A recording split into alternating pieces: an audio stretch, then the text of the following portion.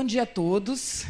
Eu vou me localizar aqui na frente, que fica mais fácil para falar com vocês.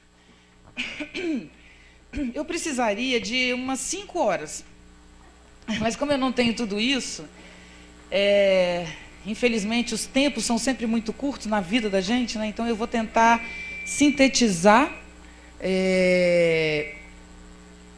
uma infinidade de coisas que eu adoraria dizer para vocês. Por que eu tenho uma infinidade de coisas a dizer para vocês?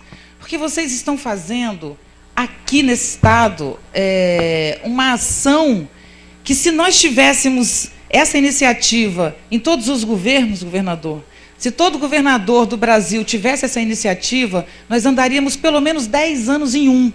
Então, antes de tudo, quero parabenizar o senhor e sua equipe por esse evento. Ele não existe em nenhum lugar, e eu chegando ontem fui comentar isso, eu disse, não, gente, isso não existe, é muito raro, parabéns, vocês estão de parabéns, isso só existe até onde eu sei no Espírito Santo. Aí alguém me disse, mas o governador do Espírito Santo esteve aqui ontem, eu falei, eu não acredito. É muita coincidência, porque eu vou falar para vocês algumas questões, e elas vão, quando elas chegarem à prática, elas vão sempre se relacionar à minha experiência no governo do Espírito Santo. E eu não sabia que tinha sido tão bem precedida pelo nosso querido ex-governador Paulo Artung. Gente, eu vou explicar como é que vai ser minha palestra. Eu preciso começar falando para vocês sobre essa palavra transformações e inovações, antes mesmo de falar de sistema.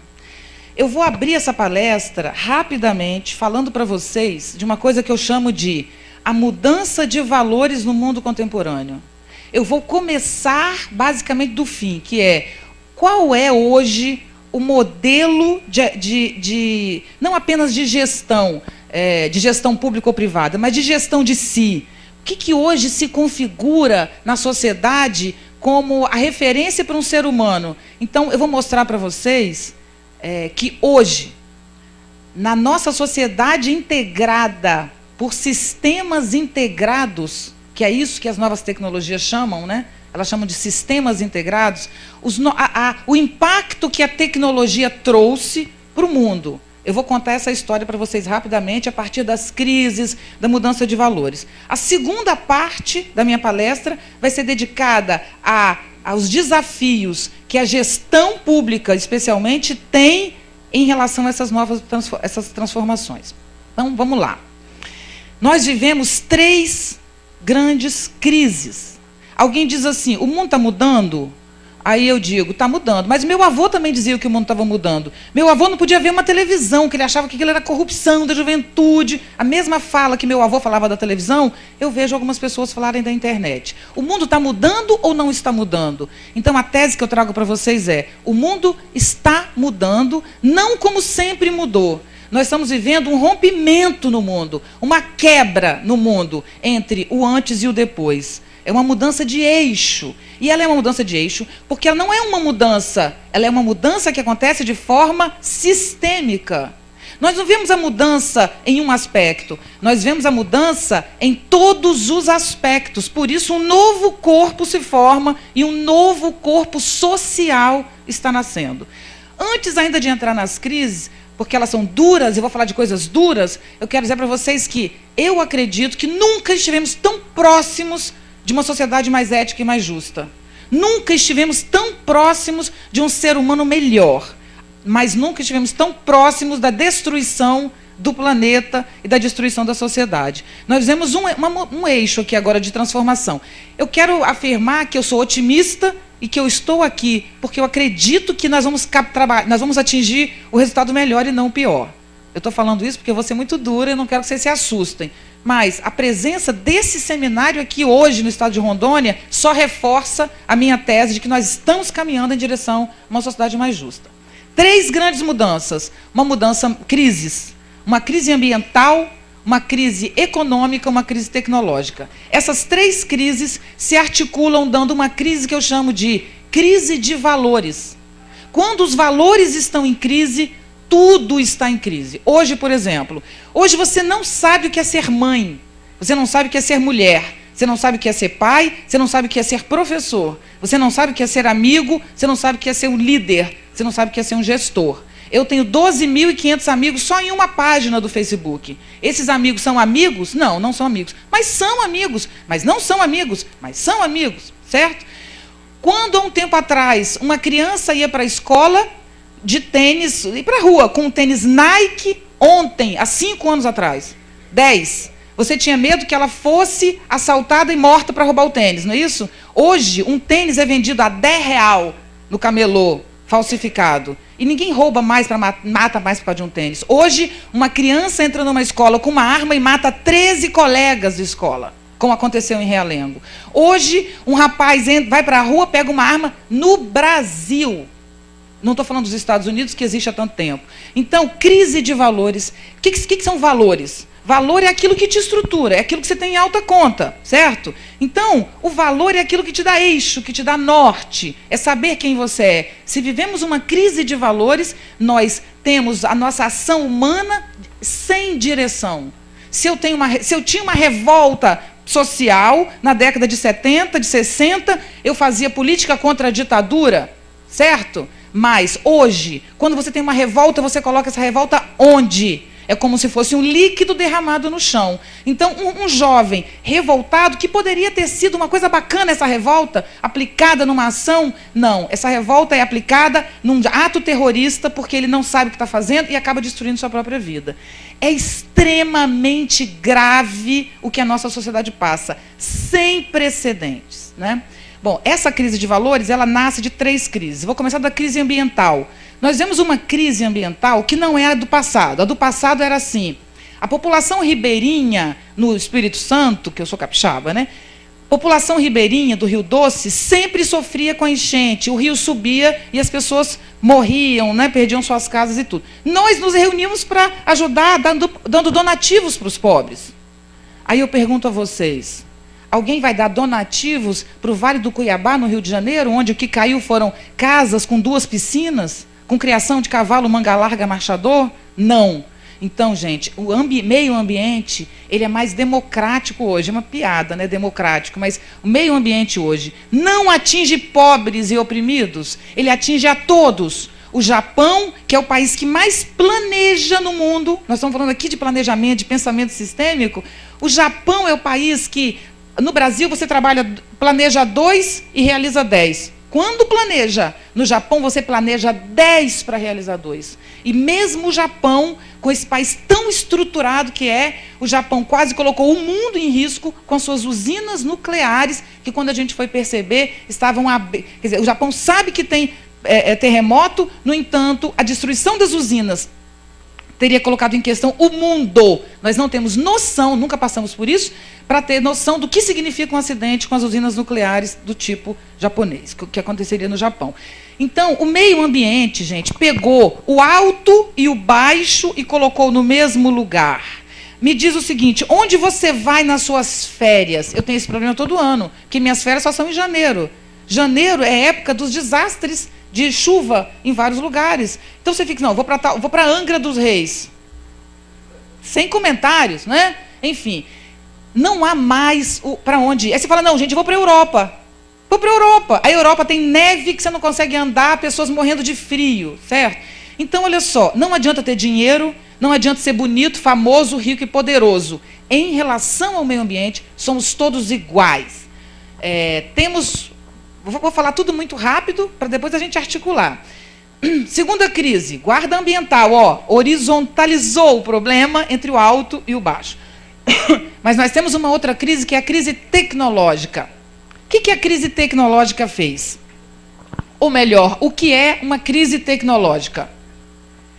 Gente, crise tecnológica é aquela crise assim, que olha, ele produz aparelho celular, tá? Ele tem uma fábrica que faz aparelho celular. Vocês podem imaginar a lucratividade dele. Nós temos 1,5 celular por habitante no Brasil.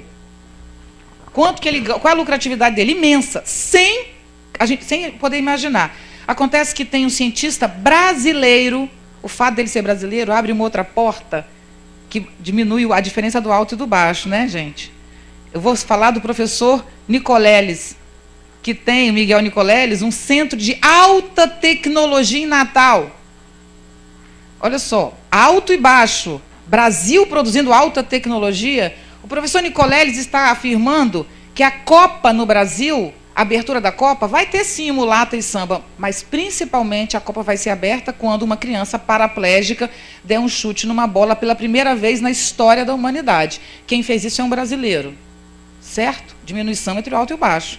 Tecnologia, hoje você encontra na China, melhor ainda, você encontra tecnologia de ponta na Índia, feita por mulheres. Que a gente está vendo o conflito, hoje na Índia, as mulheres sofrendo com estupro. Por que elas estão sofrendo com estupro? Porque os homens estão apavorados com a ação das mulheres no mercado de trabalho, na ciência, etc. O professor Nicoleles, o que ele faz? As meninas gostam, é isso mesmo, é o nosso lugar. O que o professor Nicoleles fez? O professor Nicoleles, ele simplesmente conseguiu uma maneira de entender o pensamento. Quer dizer, o pensamento, quando acontece, ele sai um som.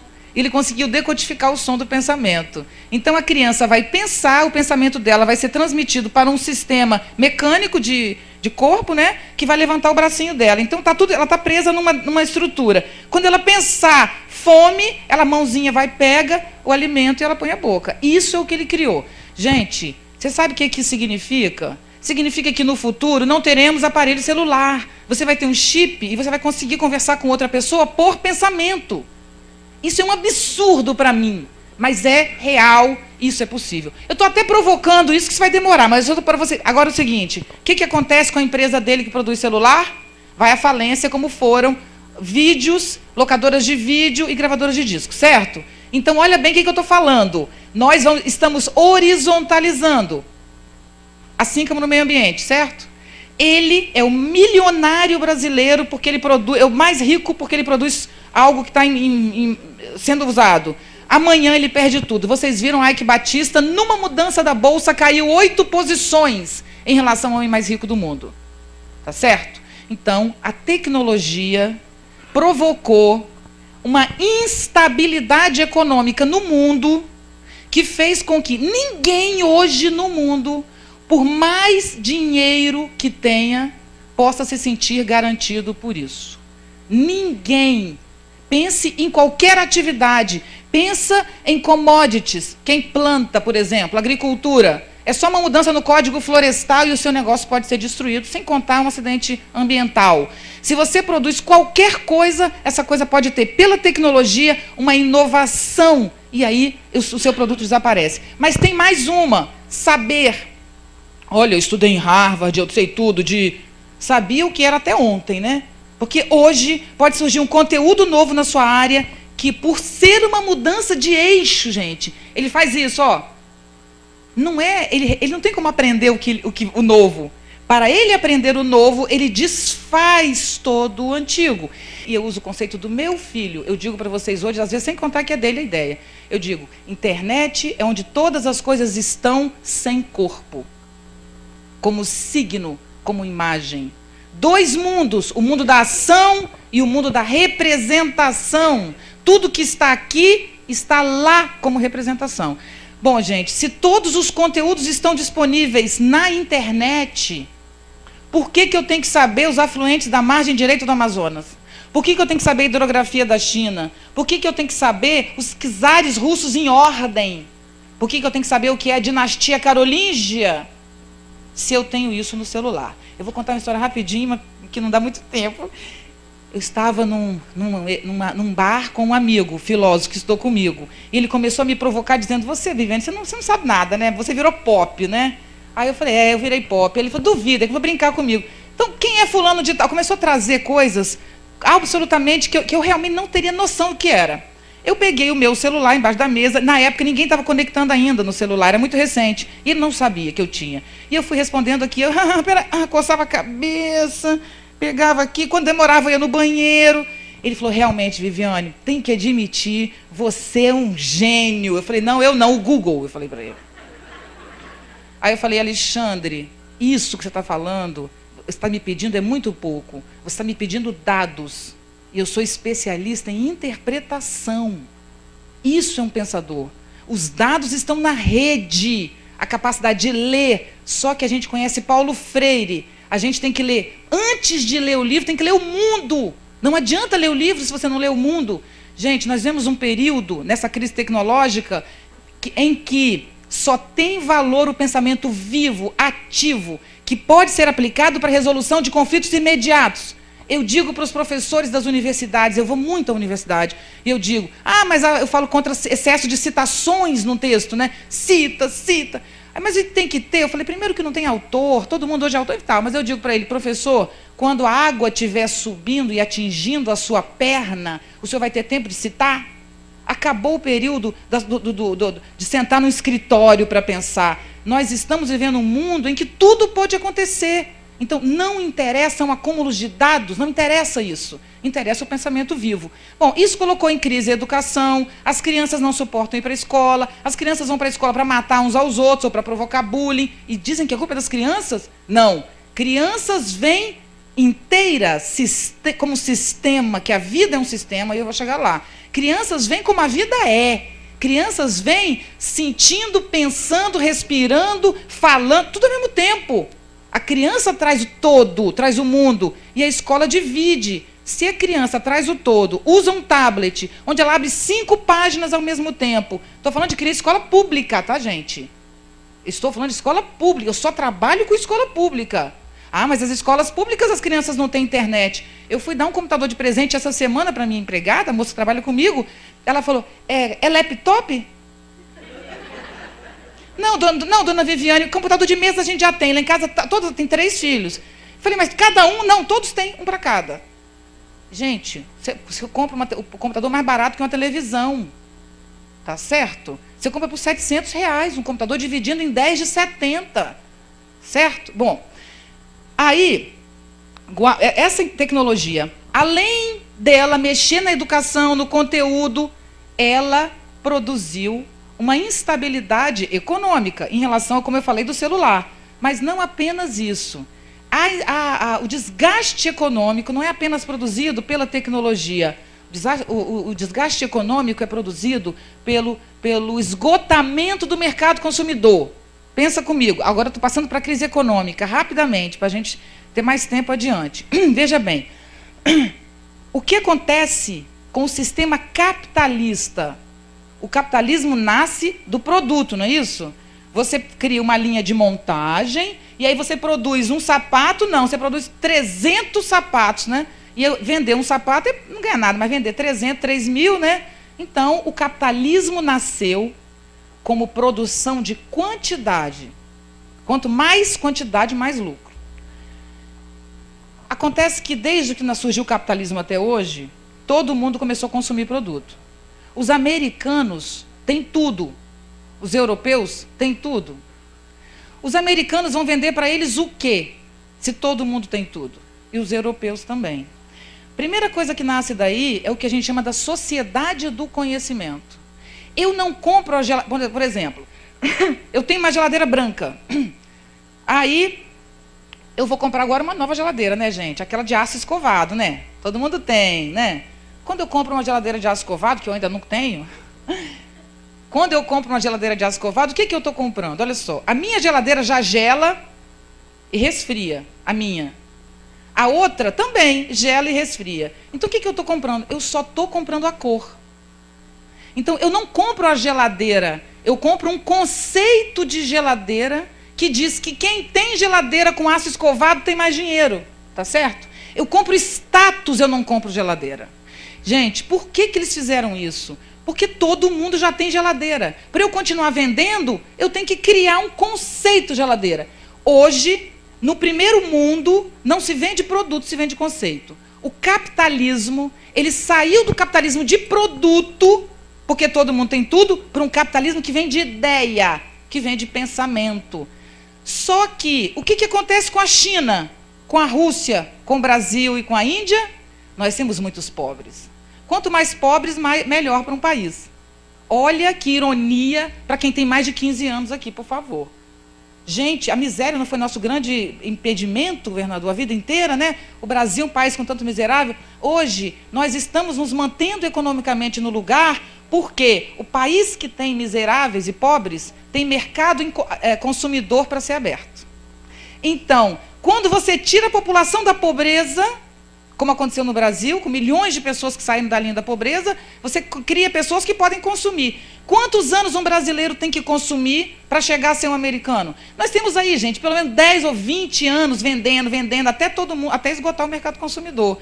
Eu não estou dizendo que isso é bom nem ruim. Agora, o fato é que fez com que países pobres, quanto mais pobre um país tem, mais ele cresce, porque ele vive do mercado interno. Ele não precisa vender para o mercado externo. Quando os americanos têm dificuldade com o mercado externo, porque a China tomou conta do mercado externo, eles não vendem para o externo. O Brasil comprava dos Estados Unidos, agora compra da China. Então, o Brasil os Estados Unidos, eles não podem vender para fora tanto como antes, mas para dentro pior, porque o povo não apenas tem tudo, como está endividado. Gente, isso volta para a minha tese, volta para o horizontal.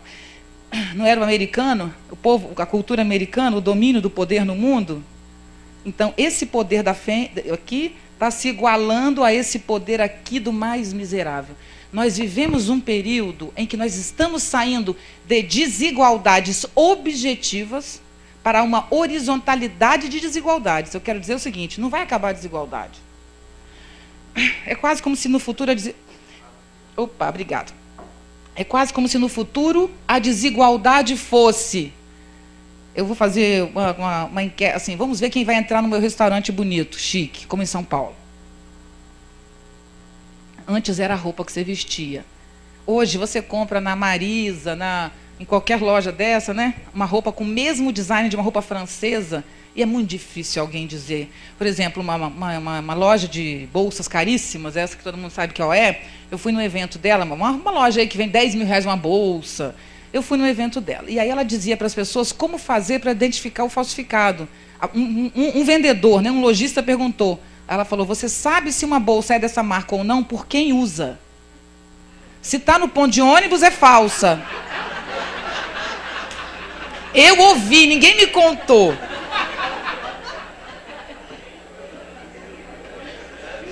Gente, peraí, mas olha que legal.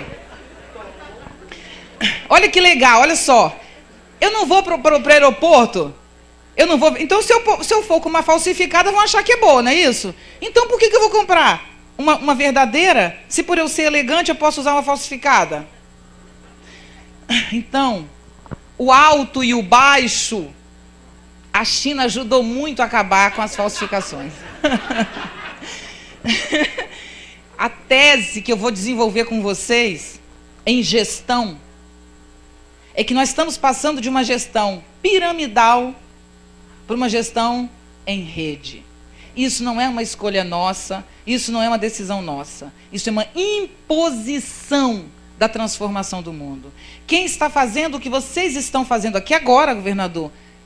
Vocês estão indo antes do processo, junto e antes do processo se transformando. Os que não forem vão ficar para trás milênios. E aí a gente não, é a mesma coisa que acontece com a gestão pública, acontece com a gestão privada. As empresas que se transformam as empresas onde o chefe não manda mais no funcionário, é uma empresa contemporânea. Ele não manda, pelo contrário, ele faz a gestão, ele estimula as pessoas. Aquela história do rei já não existe mais. Eu vou já falar a historinha dessas coisas, começa até no Egito, com a pirâmide, até chegar na internet. Eu vou fazer isso rapidamente. Mas eu ainda quero continuar nas crises, articulando essas crises um pouquinho para vocês pensarem. Olha só. Eu tenho uma crise ambiental que horizontalizou pela escravidão da natureza. Dizem que nós somos escravos uns dos outros. A escravidão de um sobre o outro, no mundo, de pessoa, é nada perto da escravidão à natureza. Nós somos escravos da natureza. Ela te põe no mundo, ela te tira. Né? O Steve Jobs não era um gênio maravilhoso? Morreu com 56 anos. O que esse homem queria era ficar com os filhos. Ele foi casado uma vez só, tinha 4 filhos, tinha uma família que ele amava profundamente. Ele não pôde viver a sua família. Cadê? A natureza vai lá e diz assim para ele, meu querido, você é muito bonito, muito inteligente, muito capaz, com licença, por favor, que acabou seu tempo. Nós temos que retomar essa escravidão da natureza alegremente, porque é a melhor escravidão que podia ser. Então, ao invés de a gente brigar com o nosso patrão, né, que é a natureza, a gente tem que entrar em contato com ela numa articulação sustentável, né? Então, como não tivemos essa sustentabilidade de ter noção de que a gente nasceu e vai morrer, e nossa vida é limitada, né? Essa pretensão que a gente tem de ser humano tão grande, criou essa desestrutura. Então, nós temos hoje a natureza igualando as diferenças. Nós temos a tecnologia aproximando Rondônia de São Paulo. Nesse momento agora, hoje eu fiz quase a rádio CBN daqui. Quem está me ouvindo não sabe que eu estou aqui, né? Enfim, a tecnologia aproximou uma menina que mora no morro, porque ela põe uma foto dela aqui, e o fundo é o mar lá no Rio, né? Ela mora numa favela, numa casinha desse tamanho, ó, que nem casa é direito, mas ela tem um computador. É isso que existe. Então ela faz assim, a câmera aqui, ó, a webcam, então ela fala assim, estou na minha mansão, e quem vai dizer que não é? Então, o que fez isso? A desestrutura, não é, gente, uma igualdade, tá? É isso que eu quero deixar claro antes de passar para o... Isso não é igualdade real, isso não é diminuição das distâncias sociais, isso não é diminuição da desigualdade, não é, isso é uma aproximação física virtual. Então, o que acontece? Se nós aproximamos todos pela tecnologia, mas nós não melhoramos as condições de vida da população, não aproximamos de fato, você tem, então, um conflito social extremamente difícil. As prisões, por exemplo, a gente viu o que aconteceu em São Paulo. Quem está na prisão faz a gestão dos presos e de quem está fora da prisão. Isso é inacreditável. Eu aprendi, o que eu vou falar daqui a pouco para vocês, a primeira pessoa que me chamou a atenção para o que eu vou falar para vocês sobre gestão foi o Marcola, o líder do PCC. PCC é a organização criminosa maior de São Paulo. Esse cara que administra uma rede perigosíssima de tráfico, perigosíssima. Você sabe o que esse cara falou? Na CPI das armas, falaram para ele, Marcola, você é o líder dessa organização. Aí ele falou que não era. Aí o deputado, o senador riu, né? Falava assim, claro que você é o líder, imagina, você é o número 1 do PCC. E ele falou, nós não trabalhamos com organização piramidal. Ele respondeu. Aí o rapaz perguntou para ele, mas como assim, né? Ou seja, não estou entendendo nada. E ele respondeu, se cada pessoa que entra para o PCC é autônomo, e quando ele entra, ele não encontra o Estado dando a ele uma manta, que em São Paulo é muito frio. Quem dá a manta é o PCC. Então, ele é um PCC, como todos são autonomamente. Se eu fosse o líder, se vocês me matassem, acabava a organização. Mas vocês sabem, ele disse, que quando os ataques aconteceram em São Paulo, eu estava na solitária. Cada presídio teve atitude, se comunicou com o outro, e eles foram fazendo aquela coisa fora do comum. Bom, ponto 1, para passar, síntese da primeira parte para passar para a segunda. Primeira síntese. A cognição das pessoas mudou. O modo de ver o mundo mudou. Nós estamos passando de um pensamento em linha para um pensamento em rede. O que é o pensamento em linha que existia até agora? Era o pensamento de que o bem é oposto ao mal, o certo é oposto ao errado e o bonito é oposto ao feio. Qual é o pensamento que nós estamos vivendo hoje? De que todas as coisas se integram. Eu sou bonita, sou feia, aqui nesse momento eu estou certa, eu estou errada, eu estou equivocada, eu sou genial, eu sou incrível, eu sou mais ou menos. Todas as coisas que podem ser feitas a partir de uma avaliação estão existindo aqui agora. E isso é exatamente essa estrutura horizontal que eu estou chamando. Temos um novo cidadão, temos novos conflitos, temos novas relações, sem sombra de dúvida. No entanto, tudo isso que a gente está vivendo coloca em questão a própria sobrevivência do ser humano na Terra.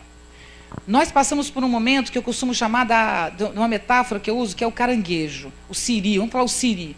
O siri, ele tem aquela casca dura atrás. Quando ele cresce, gente, olha a metáfora, quando ele cresce, quando ele é maior, quando ele expande, né, de maneira saudável, ele solta uma casca. E essa casca, quando solta, embaixo tem outra, só que ela é mole, que a gente chama do siri mole.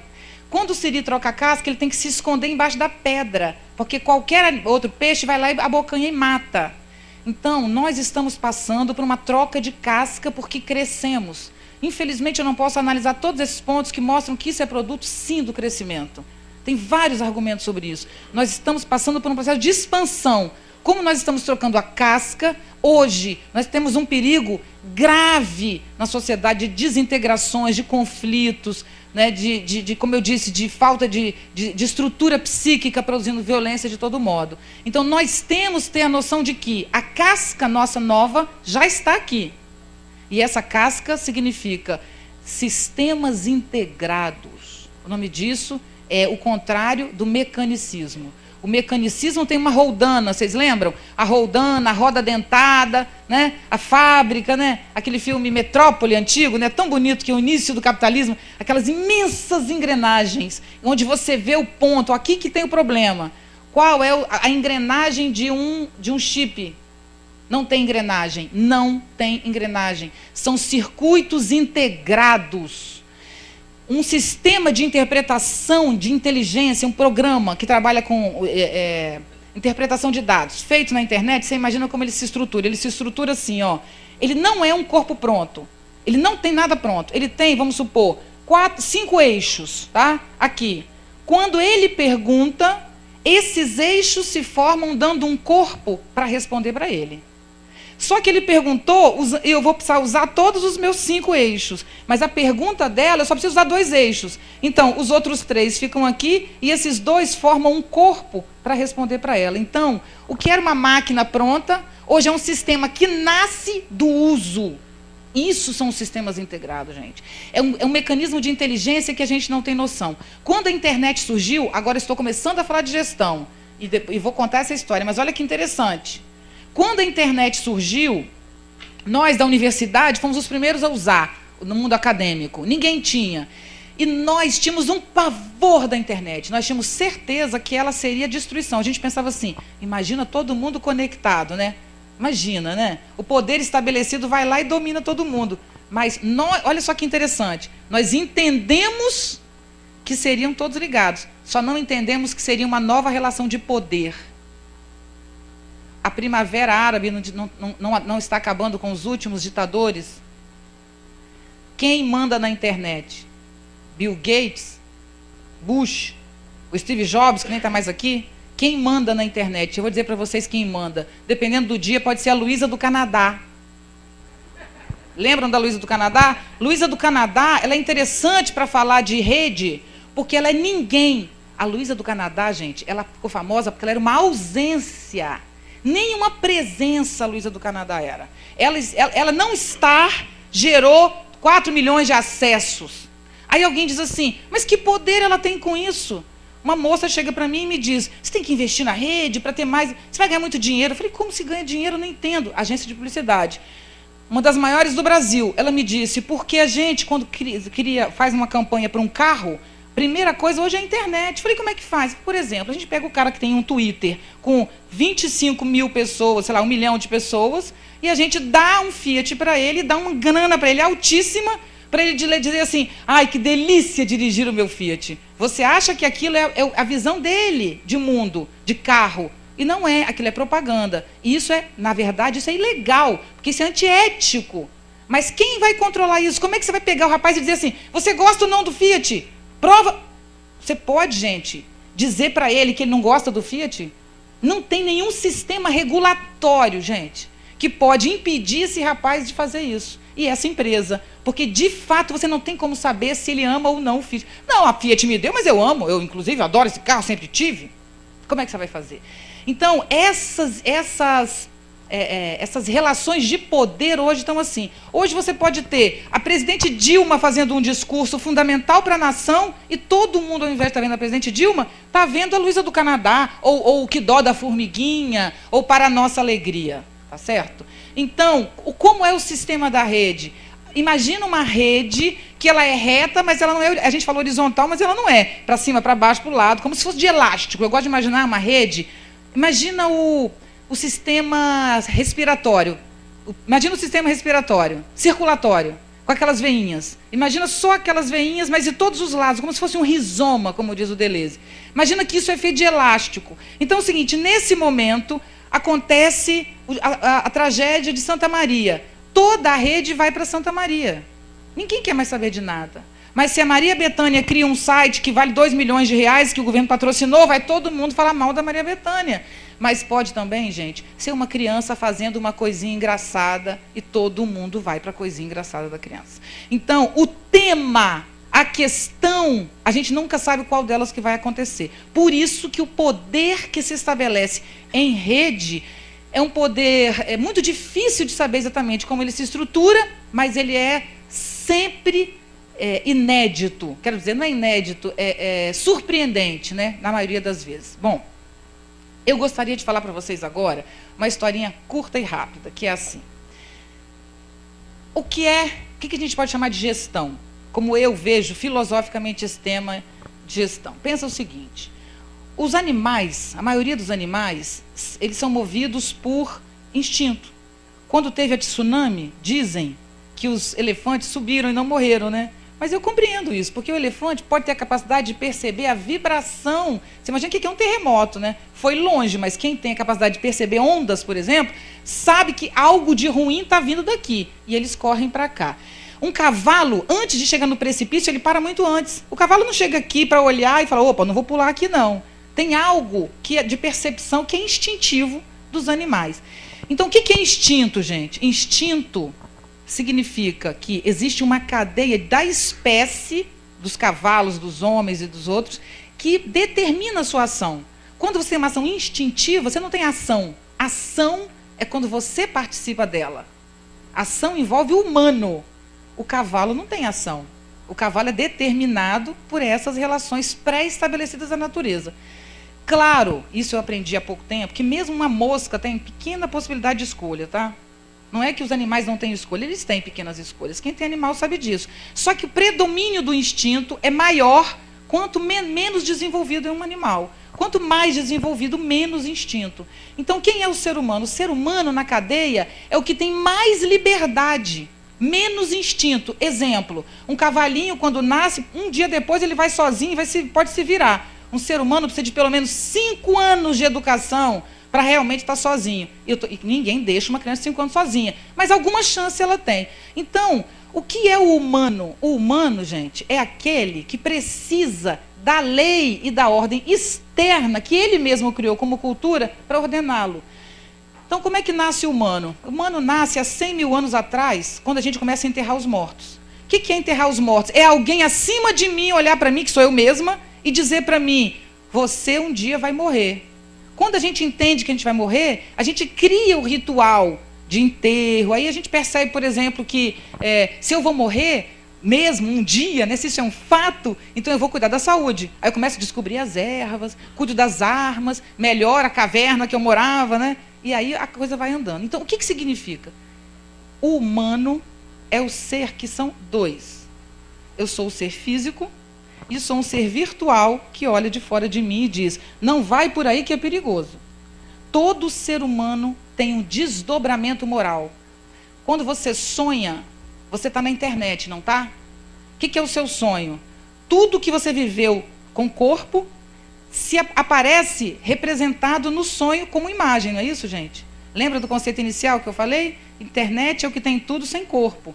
Então, gente, a internet, o mundo virtual, não é uma invenção da tecnologia. É uma reprodução de algo que a própria natureza produz. A natureza, especialmente humana, ela vive do físico, mas ela vive também do virtual. Eu diria para vocês que o virtual é maior do que o real no nosso caso. Entre aspas, né?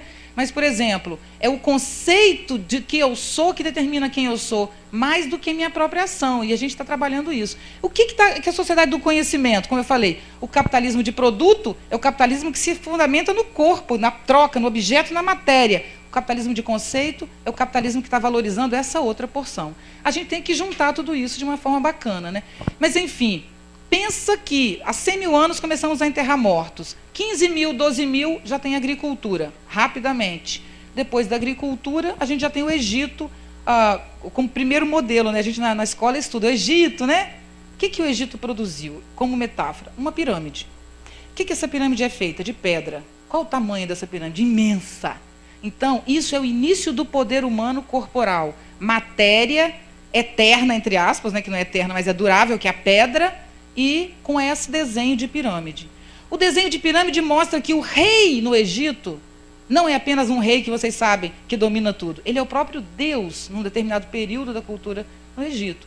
Gente, se o gestor, o primeiro gestor, porque aí a gente está falando já em comunidade. O que eu esqueci de falar? Agricultura é todo mundo sentado, parado. Se está todo mundo parado plantando, tem gente para administrar, né? Tem pessoas, tem um mata o outro. Começa a necessidade de controle dessa situação. Então, o primeiro mecanismo estrutural de controle civilizatório é a pirâmide, porque o rei determina e define a vida da população de uma maneira muito hierárquica. Só que o rei no Egito, ele é o máximo que você pode pensar de uma gestão piramidal, porque ele não apenas cuida da vida dos vivos, ele cuida da vida dos mortos. Ele vai da sua vida mortal para o depois da morte. Pula o Egito, agora sai do Egito, chegamos na Grécia. Aí eu digo para vocês, Grécia eu vou sair dela, senão eu não saio dessa palestra. Porque Grécia é interessante porque ela tem vários modelos, né? Grécia é contemporânea, vamos pular para eu não sair daqui. Mas vamos para a Idade Média. Na Idade Média, nós temos a igreja se juntando ao rei também. Só que agora não é o Deus, é o sacerdote. Mas o sacerdote se une ao rei e o poder se estabelece ali. Naquele ponto piramidal, você define a vida de todo mundo. Não sei se vocês sabem, mas a universidade nasceu do convento. Quem primeiro teve saber no mundo foi o convento. E depois do convento veio a universidade. A universidade é herdeira, porque não é mais Deus o domínio, né? Agora é o pensamento humano que vai tomar conta com a modernidade, com o renascimento e a modernidade. Então, a gente sai do convento para a universidade. Mas quem está na universidade, na modernidade, permanece a estrutura piramidal, não é isso? Quanto maior quanto mais conteúdo você tem, mais difícil é o conteúdo, não é assim? Ninguém entende o que a pessoa fala, aí ela começa a falar super difícil. Então, o que é isso senão relações de poder, em que eu guardo o conhecimento para mim, e eu, só comigo presente é que vocês vão saber o que eu estou falando, senão não. Hoje é impossível, né? Não precisava nem estar aqui, olha na rede. Tem mais de 30 palestras minhas na internet. Vocês estão aqui, vocês são simpáticos e me querem aqui. Mas esses conteúdos vocês podem acessar, reunir entre vocês, discutir tudo isso, e eu nem estar aqui. Enfim, se na Idade Média a gente ainda tinha essa estrutura piramidal muito forte, o que acontece na linha de montagem? A linha de montagem quebra tudo em pedaços. Então, quem quebra a pirâmide é o capitalismo de produto. A gente falou tão mal desse capitalismo, né? Ele é ruim sim, explorador, fez muito erro. Mas ele fez alguns bens, 2 bens. Ele quebrou a pirâmide. Sabe por que ele quebrou a pirâmide? Não quebrou conceitualmente ainda, mas começou. O que é uma corporação? Que é agora linha de montagem, né? Estou produzindo sapato. Agora eu tenho que fazer assim, ó. Corporação é isso. Setor de material, setor de criação, setor de vendas, né? Setor de finanças. E eu tenho que fazer esses corpos conversarem entre si para eu ter uma empresa. No entanto, mesmo a empresa funcionando por corporações, nós temos um rei na empresa que manda e desmanda. Quem estrutura isso são outras instituições ao redor que impõem essa estrutura ainda naquela época, e eu não vou poder também me demorar nisso. Mas se o capitalismo produziu corporações e quebrou a rede, gente, a pirâmide, ele produziu uma outra coisa que foi o marxismo. Como é que você lutava com o poder antigamente? Você usava armas. Os americanos dominaram porque tinham armas, os romanos, todos. O Marx inventou uma coisa, não estou aqui para julgar se é bom ou ruim, não é meu papel. O que o Marx criou foi um poder da palavra. Proletários de todo o mundo, univos. Com esta frase, com essa interpretação, o Marx fez com que governos se desfizessem, com que empresas se destruíssem, não foi isso? Então, uma nova relação de poder surge a partir do conhecimento. No mundo inteiro, depois do marxismo, nós tivemos um grande movimento que é: vamos valorizar o conhecimento técnico e desvalorizar o conhecimento reflexivo e crítico. Porque população que pensa pode ganhar poder, não é isso? Aí, gente, nós chegamos no contemporâneo. Uma sociedade com imenso desenvolvimento tecnológico e uma profunda e desconcertante imaturidade política e social. Isso é o que nos caracteriza. Alta tecnologia e uma imensa dificuldade de convivência. Esse é o maior desafio da educação no mundo hoje. Mas esse também, e eu vou falar de empresas privadas primeiro, é o desafio de uma empresa. Hoje você tem um gestor, ela é gestora da área de comunicação da minha empresa. Comunicação não, de finanças, que é mais difícil ainda, para um exemplo melhor. Se essa moça estudou em Harvard e tem uma excelente formação na área de finanças, mas ela não sabe conviver, ela não serve para mim. Porque se essa moça sabe conviver e tem uma inteligência, uma vontade, uma capacidade, mas não tem uma boa formação, eu pago para ela ficar 2 anos estudando lá na Fundação Dom Cabral, aprendendo como faz. Ou em Harvard, se for o caso. Então, isso é a sociedade do conhecimento. É uma sociedade que se fundamenta nas relações e não nos produtos. A gente não vive mais do objeto, ninguém tem mais como comprar mais nada no mundo. Nós compramos conceito, nós compramos pensamento. Então, hoje, gente, a gestão das organizações, todas as organizações, privadas, públicas, as familiares, a instituição família. Eu poderia ficar 1 hora falando para vocês só da gestão familiar. Como que era o pai que mandava. E, gente, olha como nunca foi o rei que de fato mandou, a não ser por uma imposição. Sempre quem mandou foram as mulheres. Isso é um fato, desculpem. Mas como é que a gente fazia? Você sabe o que a gente fazia? Olha o que é acordo. Olha o que é acordo. Minha mãe fazia assim. Minha mãe ficava em casa. Minha mãe falava assim, não faz isso que seu pai não gosta. Seu pai, quando chegar, vai brigar. Quando eu era adolescente, descobri que meu pai não brigaria. Era ela que brigaria. Mas ela, com razão e certa, na estrutura que existia na época, que fazia muito bem, ela concentrava o poder em um. Porque se concentrasse em 2, eu ia jogar. Eu ia dizer, mãe, papai não está querendo deixar pai. Aí acabou. Aí acabou. Mas um não, você concentrava em um. Então, naquela época, a família se estruturava no um. As religiões se fundamentavam no um. Vocês lembram disso? Olha quantas religiões surgem todos os dias. Olha como as pessoas vão à igreja hoje, não por um, mas a igreja promete assim, se você vem nessa igreja, sua vida melhora. Quer dizer, gente, isso é quase ciência, né? Vai ao médico ou vai à igreja. Reza que você vai ter mais emprego, entendeu? Você vai conseguir, a sua saúde vai melhorar. É uma coisa objetiva quase. Não é exatamente aquela crença num Deus único sobre nossas cabeças, o bem, né? Então, e esse modelo, eu poderia usar muitos exemplos aqui para vocês de que na família, na vida afetiva, nas empresas públicas e privadas, nas relações humanas e amizade, no namoro, em tudo que você puder imaginar. Hoje, o que é concreto e objetivo, o que é material, se desfaz diante de você e é substituído por relações. Não é? A gente costuma pensar nessas novas relações de poder, as novas mídias, a internet, como rede, né? Então, o que seria a rede? Seria a horizontalidade do poder. O que é um poder horizontal? Que é o que vocês têm que cada vez mais buscar. O poder horizontal é aquele que existe hierarquia, sim, claro. Existe quem manda e quem obedece. Na empresa, por exemplo, tem um cara que ganha 1 e o cara que ganha 20, né? Tem um que manda e que decide e outro. Isso sempre vai existir. O que é diferente na rede é que você não sabe quem manda mais, em que momento. Exemplo, se eu tenho vocês trabalhando comigo aqui,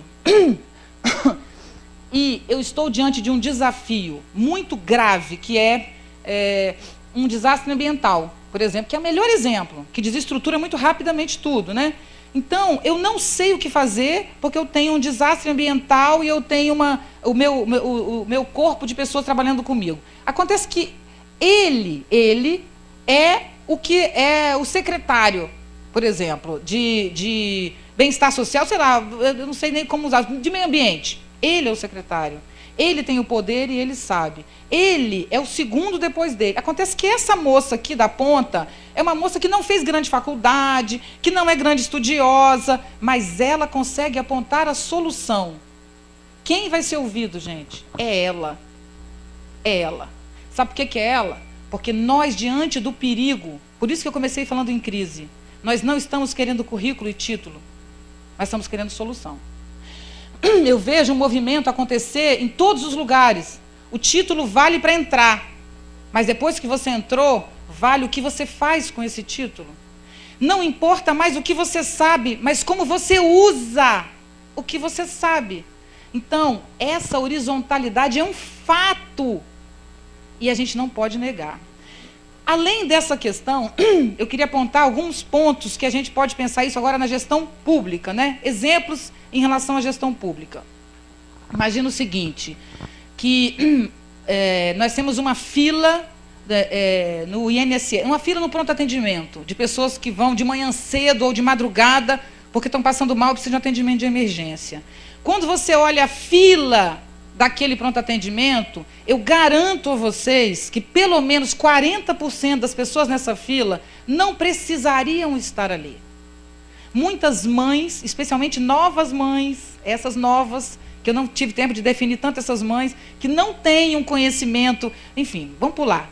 Essa mãe leva o seu... Sabe o que seu filho tem, gente? Ele está com febre de 40 graus.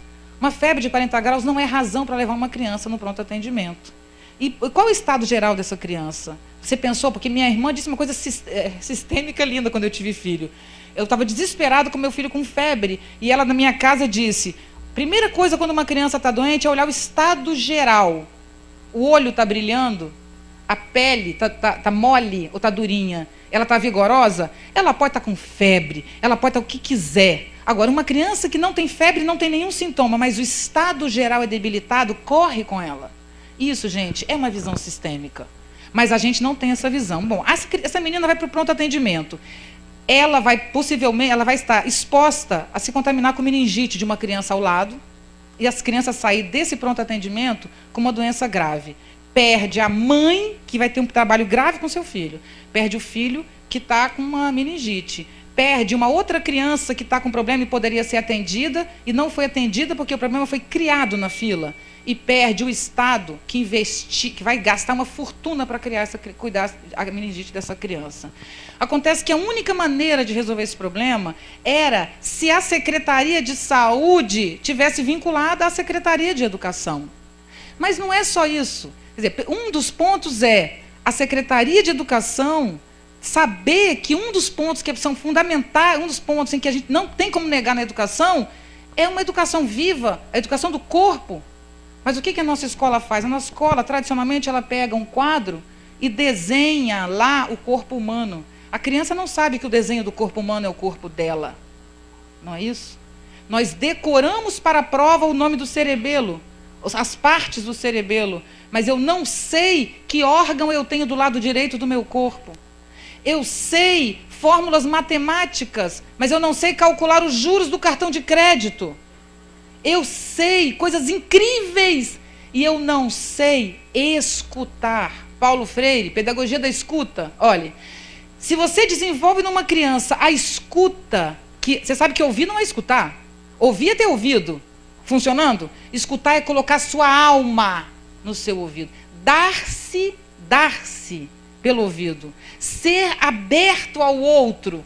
Se você sabe escutar, você é mais ético, você aprende intelectualmente muito mais rápido. Mas nós não fazemos isso. Então, eu não vou nem demorar isso, porque a educação é realmente um problema delicado e eu vou voltar a ele. Mas, pensando na saúde, a saúde diminuiria as filas, mas a saúde também não teria que oferecer um tipo de atendimento específico para as escolas? Vocês têm noção, gente? O que é numa escola pública uma criança ter uma convulsão? Quem cuida? Tem um carro para levá-la para o hospital? Qual médico vai atendê-la? Você não tem ideia do desespero que eu já passei, visitando escola e uma criança passar mal. Quem leva? Entendeu? Não tem isso. A gente não tem essa articulação. A gente tinha que ter uma canaleta da escola com a saúde imediata. Imediata, sabe por quê, gente? Porque se eu atendo a criança na escola, ela não vai para o pronto atendimento. E eu diminuo a fila no pronto atendimento. Então, esse tipo de ação articulada faz com que, de fato, as coisas aconteçam. Outro exemplo é uma rua. É um exemplo mais antigo, porque hoje a telefonia, a rede elétrica de esgoto, a maioria já não é mais pública. Mas pensa o seguinte, como acontecia até muito pouco tempo. Você tem a Secretaria de Obras, sei lá, que vai lá e quebra... Não, pensa o seguinte, quebrou a rua porque o esgoto vazou. Aí ele consertou o esgoto, fechou. Daqui a pouco, eles têm que quebrar a rua para melhorar, não é mais o esgoto, é a rede elétrica que passa no cabo. Aí quebra a rua de novo para fazer a rede elétrica. Uma mesma rua pode ser quebrada 5 vezes para 5 atividades diferentes, em que você faz, o Estado gasta com uma mão e desgasta com a outra. Você faz, você cria com uma mão e a outra mão vai e apaga. Eu morava numa rua em Santa Teresa que nós ficamos o ano inteiro com a rua quebrada. Porque é um bairro muito antigo. Todo mundo ficava quebrando aquela rua e ninguém podia andar na rua porque ela estava quebrada. A falta de articulação entre as secretarias, gente, na gestão pública, é extremamente nefasta. É extremamente nefasta. Por exemplo, olha outra coisa da educação. Eu fiz um evento, chama Ética nas Estatais, que acontece de vez em quando, e eu fui palestrante nesse evento. Então, alguém me perguntou, professora, como a senhora fala isso e tal, mas na prática, né? Como isso acontece? Perguntei o seguinte, quando você foi concursado e entrou, ou contratado e entrou, alguém explicou para você tudo o que acontece nesse setor? Não. Você cai de paraquedas e vai fazendo, não é isso? Uma criança entra na escola, ninguém explica para ela no primeiro dia de aula tudo que funciona dentro dessa escola. Então, isso é a educação que não é feita pela Secretaria de Educação. Isso é a educação que é feita pela Secretaria de Saúde que está contratando. Então, o que de fato muda em relação à ética nas estatais, por exemplo? A transparência. A clareza do processo, ela sabe o que é proibido, ela sabe o que é errado. A pessoa já sabe. Não, não sabe.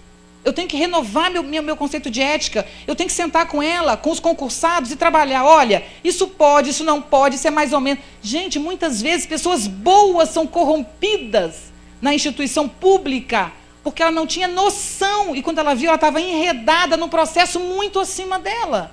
Então, juntando a primeira parte da palestra com a segunda. Gente, nós temos uma estrutura dinossáurica da gestão pública, que a maioria de vocês conhece, que é uma gestão burocrática, né?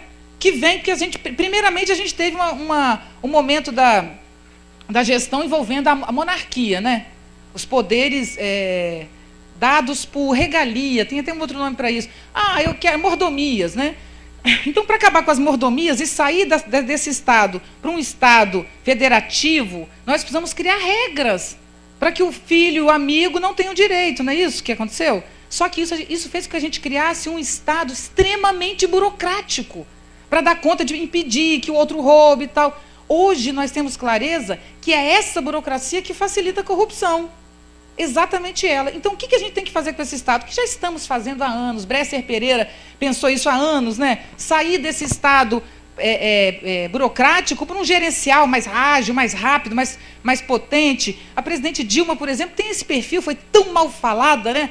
Mas ela é uma gerente, ela é uma gerente. Mas ela tem a capacidade de lidar com coisas, a gente está vendo, independente de escolha política, né? Que ela consegue, às vezes, ser muito eficiente. Então, talvez a gente esteja saindo de um Estado em que nós tínhamos os espertos liderando para um Estado em que os competentes estão liderando. Gente, mas a competência lidera na rede, não na pirâmide. Na pirâmide não tem competência. Na pirâmide é só ser amigo do rei, é só ser colega. Então, a gente caminha agora. Só que agora eu vou falar em outro momento. A presidente Dilma faz o seu papel, e espero que ela continue fazendo, para poder colocar minimamente a gerência no lugar da burocracia. Só que isso ainda é muito antigo. Nós temos que sair do gerencial já para o pensamento em rede. O pensamento em rede é uma reunião dessa, todo ano antes de vocês trabalharem, além da gente conversar, como eu estou conversando, eu sei que vocês tiveram outras atividades. O Estado parar para ouvir os seus segmentos e criar entre esses segmentos relações, isso é sair do gerencial para a rede. O que vocês estão fazendo aqui hoje é sair do gerencial para a rede. Não importa, por exemplo, essa moça é uma professora. Olha bem esse exemplo, que é o melhor para vocês aplicarem. Ela é professora. Ela é a melhor professora da rede. Ela ensina matemática que as crianças... É uma beleza essa professora. Gente, essa professora hoje já não tem valor. Sabe por quê? Porque não importa o menino saber matemática, gente, se o menino mata o colega com a arma do lado. Essa professora não pode mais ser boa professora de matemática. Ela tem que ser professora de seres humanos. Inclusive, no futuro, e eu espero que não demore na nossa educação, nós não vamos ter português, matemática, história, geografia, ciência, pelo amor de Deus, né? Nós teremos que ter eixos cognitivos, como o Enem está apresentando agora. Então, se essa moça é professora de matemática excelente, ela não interessa a minha escola. Porque, além de ser professora de matemática, ela tem que ser uma educadora. Ela tem que saber como a criança aprende, ela tem que saber como lidar com disciplina, ela tem que saber que relação a matemática tem com o universo, ela tem que saber a vida afetiva, pessoal, humana, senão ela não é professora. Gente, olha só o que eu quero dizer para vocês. Isso não é uma coisa que eu estou dizendo achando bonita porque eu li no livro. Eu estou dizendo o que eu ouvi nos 20 mil professores com quem eu conversei no ano passado. O que eu estou dizendo é uma necessidade. A criança entra em sala, como aconteceu em São Paulo, sabendo matemática mais do que o professor. Escola pública em São Paulo, o menino entra em sala, o professor dando aula, ele começa a fazer uma fórmula no quadro, o aluno lá de trás, aquele que não gosta de aula, chega e diz, professor, sua fórmula está errada. Aí ele, haha, vai bonitão, não sei o que, ele falou que ele é um bom professor, e ele conseguiu lidar bem. Ah, tá bom, vem aqui, mostra, brincou. O garoto foi lá, colocou outra fórmula, deduziu muito bem, e ele não entendeu. Ele falou, é totalmente coerente o que ele fez, mas eu nunca vi na minha vida. Aí ele falou, eu não podia na hora responder. Eu falei, então volta com sua genialidade e continua dando aula. Foi para casa pesquisar. Ele falou, não vou deixar meus alunos também nessa pesquisar. Quando ele pesquisou, sabe o que ele descobriu? Que aquele aluno era um aluno que não gostava de nada, de português, matemática, de português, geografia, de nada, só de matemática.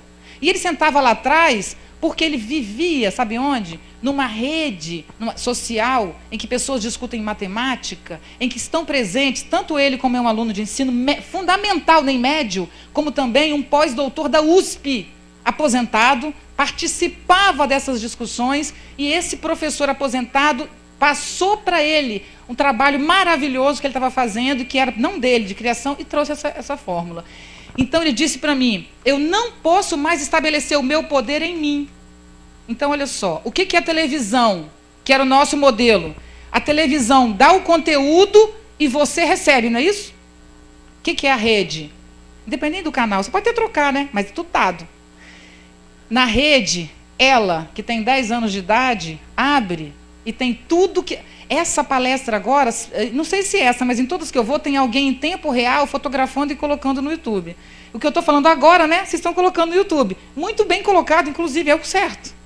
Então, gente, o que eu tenho que fazer? Ela, com 10 anos, abre uma tela que pode dar a ela qualquer coisa, de pedofilia a crimes financeiros, até conteúdos belíssimos e grandiosos, artes, shows, ponto. O que mudou? Mudou em que a estrutura está pronta e é dada para mim. Outra coisa é, eu tenho que desenvolver o meu desejo e a minha vontade para eu ir à rede e fazer um plano. Qual é a condição para essa menina entrar na internet? Meu filho já faz isso, e os amigos dele também. Para entrar na internet, antes ela tem que ter um planejamento. Eu fui no Observatório Nacional, aquele telescópio maior que tem em Minas, e o astrônomo me disse que para você abrir aquele mecanismo que abre, né, uma coisa redonda, bonita, para olhar o céu, ele falou, antes você tem que fazer um planejamento. Eu falei, por quê? Senão você não vê nada. Como é infinito, você pode ficar horas num nada e não achar nada. Antes você tem que olhar. A internet é como o céu infinito. Você tem que, antes disso, ter uma noção de para onde você vai. Então, nós estamos saindo da pirâmide em que o rei manda, não é isso? Para a autonomia de cada uma das nossas crianças que nós temos que desenvolver, para que ela não seja arrastada pela rede. Estão entendendo? A rede tem perigos, tem coisas ruins, tem pedofilia, tem destruições na rede. Então, se seu filho, seu aluno, não tiver autonomia para ir até lá, ele não vai conseguir estar lá. Esse é o nosso desafio. É passarmos de um período em que um manda e o outro obedece, para o período em que só existe relação. Se a secretaria que ela trabalha desenvolve, como eu disse, o melhor professor, ela tem o melhor trabalho aqui. Vamos imaginar uma coisa simples demais, gente. Vamos imaginar que ela seja secretária de meio ambiente. E o trabalho dela é incrível, ela conseguiu coisas incríveis. Mas se a Secretaria de Educação não ajudá-la, esquece. Se a Secretaria de Saúde não ajudá-la, então esta moça depende, como secretária do meio ambiente, depende das outras secretarias. E para terminar, eu queria dar um exemplo da educação, porque eu fui coordenadora da reformulação curricular no Estado do Espírito Santo. Quando a gente chegou lá, vamos pensar estrategicamente a secretaria. Vamos sentar e tal. Aí eu sentei com o secretário, com quem eu já tinha trabalhado no BNDES, e ele era gestor, ele foi para a educação para ajudar na gestão, porque o problema maior era a gestão. Então, eu, educadora, fui orientá-lo e ele um gestor. Aí fomos lá, quais são os problemas? Aí fomos listando os problemas e tentamos construir um planejamento. E sabe o que a gente percebeu? Claro que usando literatura, tem muitas coisas sobre isso, sobre educação mesmo, educadores chamam a atenção. Mas percebemos que nós temos um sistema, educar envolve políticas públicas federais, que vão ser aplicadas em estados e municípios. Mas nós temos o Estado que cuida do ensino superior. Nós temos, a federação. O Estado que cuida do ensino médio e a Prefeitura do ensino fundamental. Nós temos, desde a determinação federal até as determinações estaduais e municipais para dar conta do sistema educacional. Acontece que, além disso, desse sistema de gestão, que é dificílimo, porque os municípios são muito desiguais e os estados são muito desiguais, é muito difícil dar conta disso, nós temos isso, que até chegando ao seu objetivo, que é a sala de aula. Quer dizer, eu como secretário, por exemplo, se ela é secretária de educação, ela tem que cuidar dos espaços físicos, que tem que estar bem cuidados, né? Ela tem que cuidar do transporte das crianças, ela tem que cuidar da alimentação das crianças, ela tem que cuidar da contratação de professores, do salário dos professores, ela tem que cuidar dos livros, do material didático. São uma infinidade não, mas uma série de articulações. Acontece que quando chega na escola, o diretor da escola tem que dar conta da determinação dela como secretária na escola, de tudo isso, mas ela tem também que lidar com as relações entre os professores, os conflitos, as brigas. Ela tem que fazer essa escola conversar com a comunidade, porque se a comunidade não quer a escola, não existe escola que a comunidade não cuida da escola. Então, ela, como diretora, tem que seduzir a comunidade e dar conta de tudo isso que eu falei antes lá. Ah, mas isso é pouco, não acabou. Nem chegamos no aluno ainda. Não estamos no aluno. Aí você chega em sala de aula. O professor em sala de aula, ele tem que primeiro, receber crianças, identificar se elas estão alimentadas, se são surdas. Às vezes uma criança é surda e a dificuldade dela é essa. Ela, além disso, ela tem que ter um projeto pedagógico que articule os diversos saberes. Ela tem que fazer com que os pais apareçam nas reuniões. Ela não é alguém que chega na sala de aula e ministra matemática. Gente, o processo da educação, saindo do ministro para chegar no professor em sala de aula, quando chega no professor em sala de aula, muitas vezes não chega mais nada. Então, qual é a maior dificuldade da educação brasileira? A sua estrutura que precisa ser mudada. Tem um educador chamado Tião Rocha, que trabalha em Minas, um dos projetos educadores mais famosos no mundo, né, são as crianças de Araçuaí, os meninos de Araçuaí. Vocês procurem saber, Tião Rocha. E ele diz o seguinte, ele fala, Viviane, é um livro que eu estou publicando, vai sair esse ano, com várias entrevistas. Ele diz, Viviane, o que nós temos que fazer é criar um Ministério da Educação brasileiro. Eu falei, mas não é? Ele falou, não, tinha que ter um Ministério brasileiro, que entendesse que criasse uma estrutura organizacional que pudesse contemplar a nossa realidade, porque de fato não é. Eu reduziria para vocês uma questão. O problema da educação brasileira, a gente pode colocar, são muitos, mas o centro é o problema de gestão.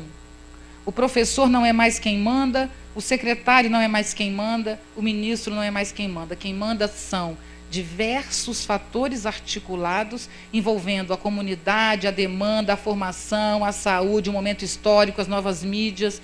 Isto é a realidade. Isso não é o que eu estou dizendo para vocês, isso é um fato. Quem consegue sair de si, se olhar de fora e ser o seu próprio gestor, já diminui, por exemplo, o uso de medicação psiquiátrica, que no Brasil está quase 60% da população. Se você consegue fazer a gestão de si, você consegue entender o que é gestão. Gestão é olhar o todo. Se nós vivíamos num período de roldanas e rodas dentadas, hoje nós vivemos um período de circuitos integrados, de sistemas integrados. Então, o que eu estou dizendo para vocês aqui é uma análise de conjuntura que ela pode estar cheia de erros. Eu estou tentando ler o presente. A gente está acostumado a ler o passado.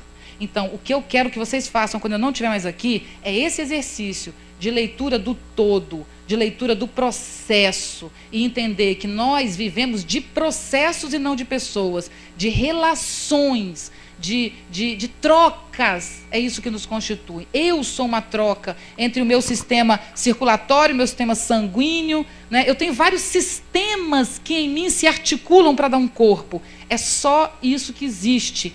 Todo o resto é uma gestão antiga, uma gestão velha, que faz com que os estados, como eu disse, ou construam com uma mão e destruam com outra, ou invistam grandes montantes em ações isoladas que não passam de gotas d'água no oceano.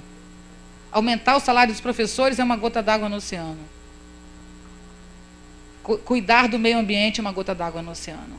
Nós temos que sair da gota d'água no oceano e criar acordos. Eu juro que agora é a última coisa.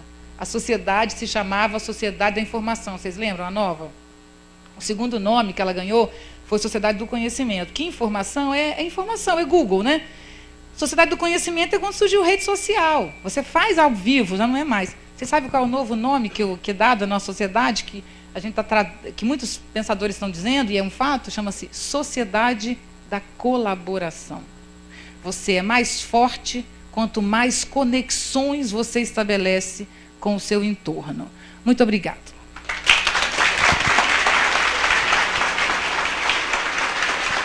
Ainda tem pergunta? Tá?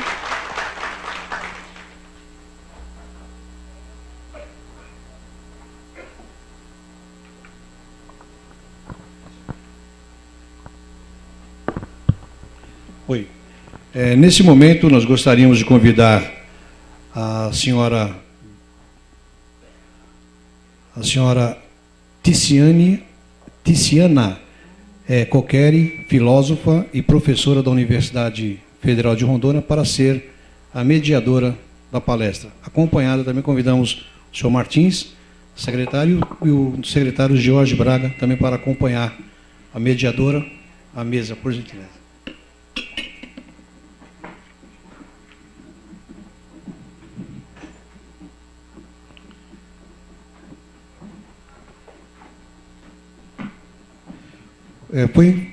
Foi passado a todos os presentes o formulário para as perguntas e será recolhido em seguida e entregue à mediadora para as perguntas.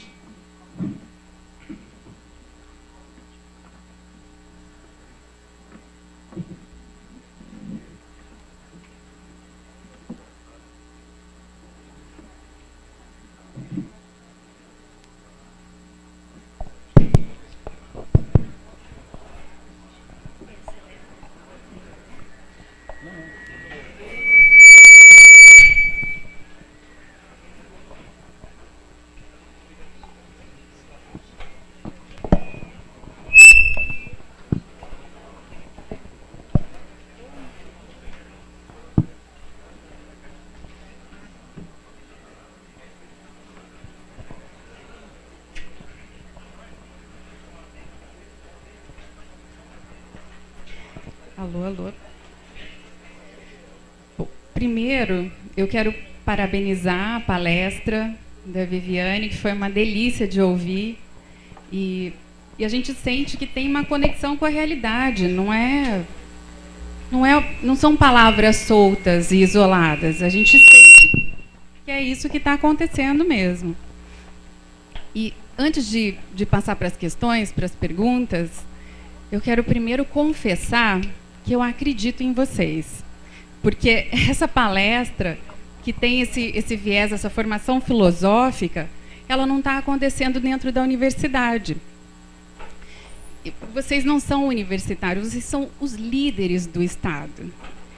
E se vocês estão abertos e dispostos para ouvir isso tudo, e eu confesso que eu tenho acreditado assim, fortemente nas iniciativas do governo, porque me parecem muito sensatas, então faz com que a gente perceba que a gente está indo para o mesmo caminho, para o mesmo lugar, que é esse caminho bom que ela apontou no início da sua fala. Bom, para as questões agora, né? Eu vou iniciar com uma questão e depois a gente abre para ler as demais. Eu concordo plenamente que a gente tem seguido uma tradição de fragmentação. A universidade não é diferente, né? Os cursos são isolados em departamentos, a gente imita a estrutura da sociedade, a gente não é uma outra coisa fora da sociedade. Apesar de ter autonomia, a gente está lá na BR, muito longe, mais de 12 quilômetros daqui. A estrutura é a mesma e os problemas também. Então, esse pensamento sistêmico, ele não é novo para a gente já tem discutido com uma certa constância, a gente tem algumas referências.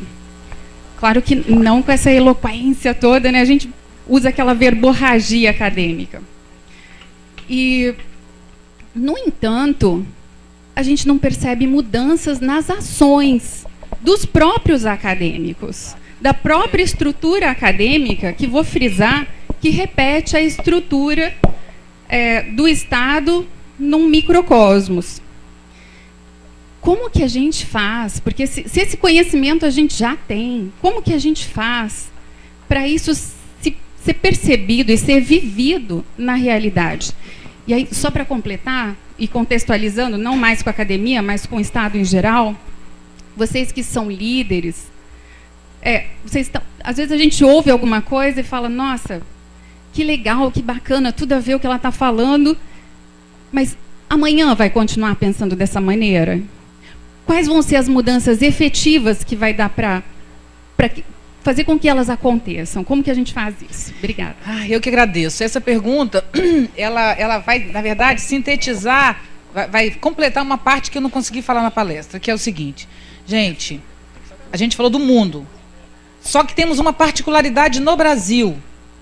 A escola brasileira, até o final do século XIX, nós estudávamos em Portugal, em Coimbra, direito, tinha essa universidade no Brasil já, mas a gente queria o bom, você ia para Portugal, em geral, né, que falava a mesma língua e tal.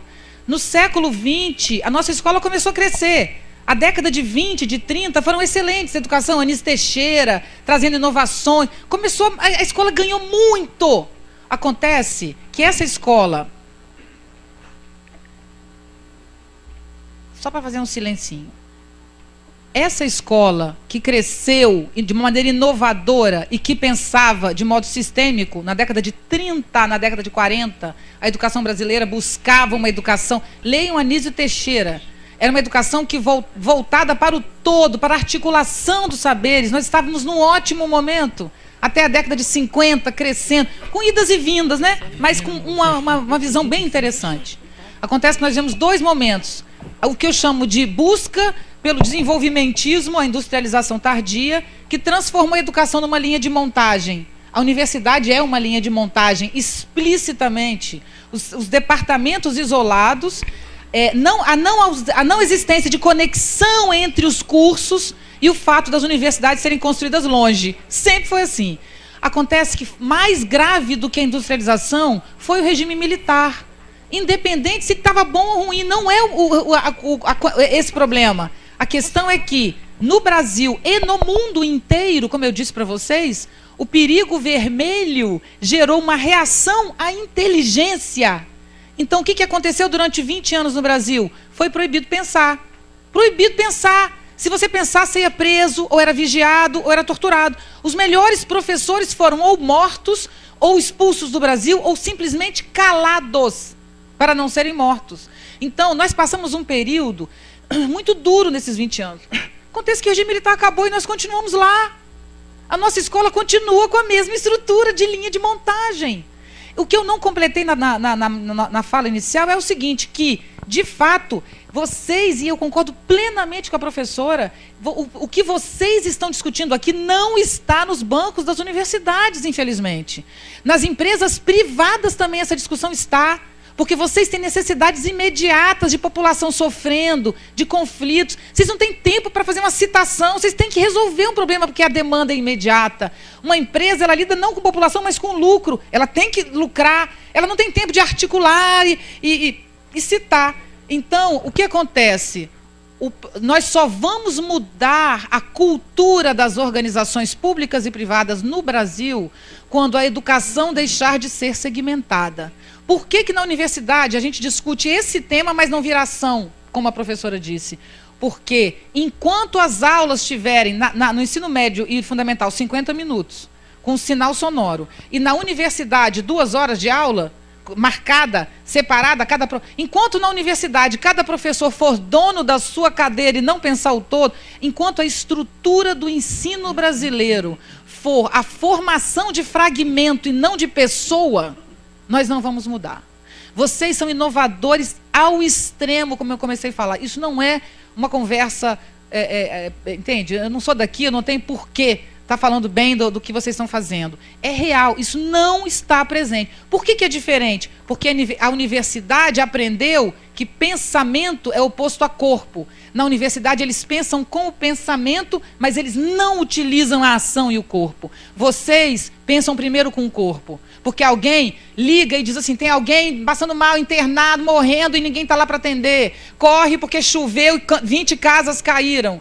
É isso que vocês lidam. Mas quem está na universidade lida com o conceito. Enquanto a divisão entre o intelectual e a ação existir, enquanto uma criança for para a escola aprender o que é uma flor num desenho na parede, gente. Como assim? No quadro negro? Cadê a flor? Não tem flor. Tem um desenho. Enquanto a vida se transformar em abstração, em código. Então, por que a universidade não sai do lugar e continua fragmentada? Porque as pessoas lá conceituam abstratamente. A educação tem que ser uma educação viva, articulada. Vocês estão lutando contra vocês mesmos para fazer a mudança que vocês estão fazendo. Vocês estão lutando contra o cerne de vocês, porque todos vocês, como eu, nós somos formados para dividir e não para unir. Nós somos criados e treinados a separar, nós somos treinados a excluir. E vocês estão fazendo exatamente o papel de juntar essas partes. Então, vocês são inovadores. Eu só quero terminar dizendo que eu não tenho dúvida que eu posso sair daqui contando para todo mundo o que vocês estão fazendo aqui.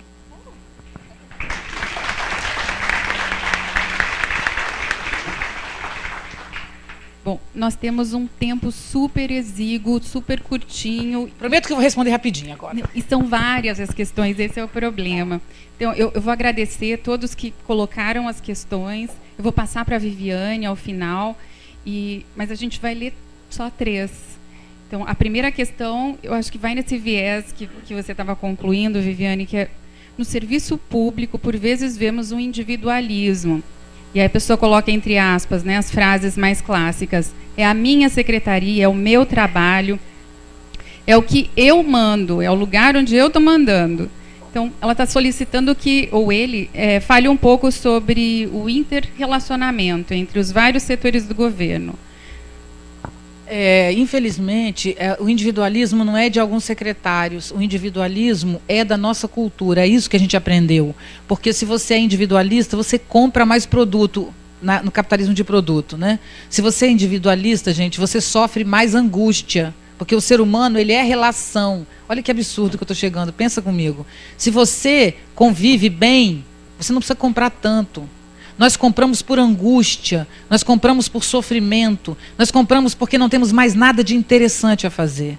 Um pensador carioca, acabei de esquecer o nome dele, eu usei até num dos programas do Fantástico, eu já vou lembrar, Jurandir Freire Costa, ele diz o seguinte, que nós destruímos socialmente, uma criança quebrando um telefone público, nós destruímos o que não temos coragem de transformar.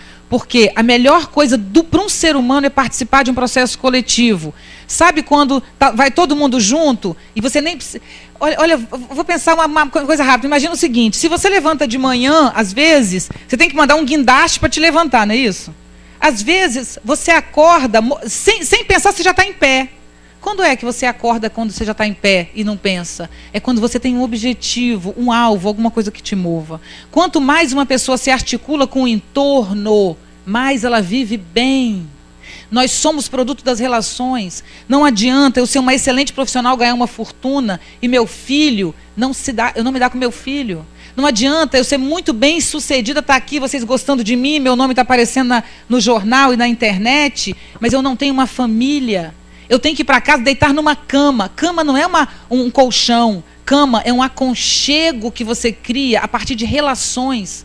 Gente, não adianta eu comprar um apartamento e querer viver bem lá e colocar a minha música que eu gosto alta, porque é minha casa, né? Minha secretaria. Então, estou na minha casa, eu faço o que eu quero, mas o meu vizinho está ouvindo essa música e não gosta. Aí ele reclama da música, eu crio uma briga com o vizinho. Mas eu sou proprietária e ele também. Acontece que amanhã, gente, eu estou passando mal e a única pessoa que pode me levar no hospital imediatamente é o meu vizinho. E aí? Nós somos relação, nós não somos apenas indivíduo. A ideia do indivíduo, gente, foi uma castração que fizeram com o humano. Tiraram do humano as relações interpessoais para dominá-lo mais. Não tem orgulho de ser você mesmo, não tem esse orgulho. O exemplo de cidadão é o Steve Jobs, não em todos os sentidos, era um cara autoritário, mandão, o modelo de gestão dele era horroroso, então não é como um todo não. O Steve Jobs como inteligência, o que o Steve Jobs criou? Nada, nada. E ele é considerado um dos maiores inventores, ele está na categoria dos inventores, ele está junto com Einstein, está junto com Newton na história da humanidade, sabe por quê? Porque ele criou um novo modelo de inteligência. Ele ligou coisas que já existiam apenas. Quando eu falo para 20 mil professores, e eu vou, por exemplo, venho aqui para Rondônia, eu ouço os professores dizendo as dificuldades daqui, eu levo as dificuldades daqui e as soluções encontradas aqui para o Rio Grande do Sul, e eu levo do Rio Grande do Sul para Cuiabá. Esse é meu papel, e isso é o papel de você. Você quer ser reconhecido? Você quer ser um grande líder hoje? Conecte ações e pessoas. Ao invés de eu falar mal da minha funcionária, porque ela não está bem, eu tenho que descobrir como gestor qual é o talento dela e colocá-la no lugar certo. Tem que acabar com a cultura da culpa. A culpa é dele. Gente, se eu tenho 5 pessoas trabalhando comigo e deu errado, os 5 são culpados. Aí sabe o que eu faço? Eu elejo um bode expiatório e mando embora, ou afasto, ou coloco à disposição. Mas as relações continuam as mesmas. Não adianta você mudar o presidente, o governador. É preciso mudar as estruturas, que é o que vocês estão fazendo aqui. Mudar as relações, senão a coisa não adianta. Então, eu quero estimular vocês a entender o que eu estou falando, o que eu estou dizendo aqui. Porque vocês são como uma pedra no lago. Vocês são os líderes. Se você acredita no que a gente está conversando aqui sobre novas relações, quem trabalha com você vai acreditar. Você vai contaminar. Por isso que eu elogiei o nosso governador, porque eu disse para ele, eu já vi ações como essa acontecendo, mas raramente de um governo. Em geral é de baixo para cima. Mas se o governador não pensa ele assim, é muito difícil vocês conseguirem.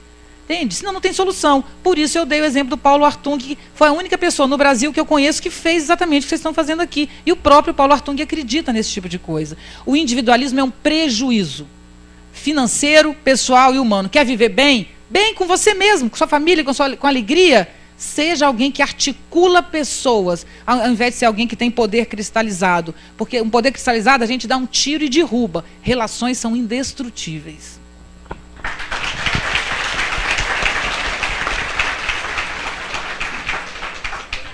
Vou fazer as 3 questões, as 3 últimas, na sequência. E aí fica a resposta. Eu falei que eu respondo rápido, mas vocês já viram, né? Mas é precioso. Então, temos um governo estadista, um pensador, como uma equipe piramidal. Então, eis o conflito, né? Como lidar com um pensador que está governando, no entanto, com uma estrutura piramidal. Rapidinho, essa pode ser rápido. Gente, o trabalho de vocês é um trabalho em rede. Vocês têm que pensar o que estão pensando, mas ao mesmo tempo que vocês estão agindo aqui em Roraima, em Rondônia, cuidando das coisas aqui objetivamente agora, que vocês estão fazendo, tentando articular esse trabalho duro de chamar pessoas e tal, vocês têm que também lutar pela mudança da estrutura do Estado. Vocês não têm como ignorar isso, tá? Talvez vocês possam ser o Estado que puxe novamente essa discussão necessária para o Brasil todo. É impossível, é muito difícil você repassar verbos, por exemplo, de uma secretaria para outra, que a gente tentou tanto no Espírito Santo. Infelizmente, eu não posso contar essa história. Muito difícil.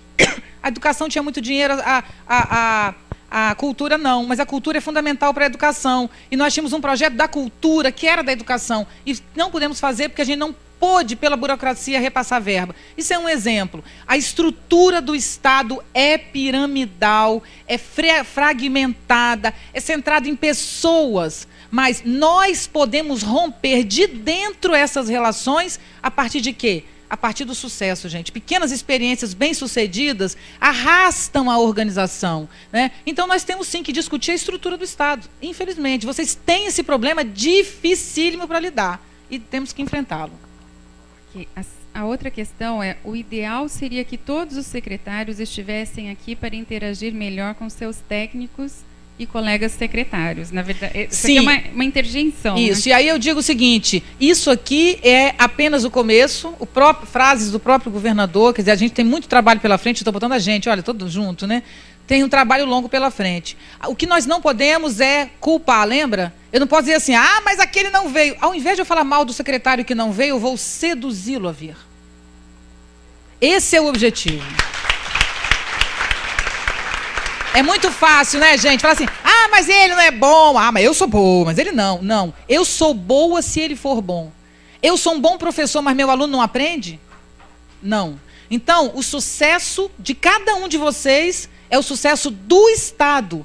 E para o sucesso do Estado, todos os secretários têm que estar. Então, meu papel é trazê-los, ao invés de criticá-los. O desafio da implementação do plano estratégico do Estado de Rondônia, focado no pensamento sistêmico, em rede, envolvendo todos os fatores articuladores.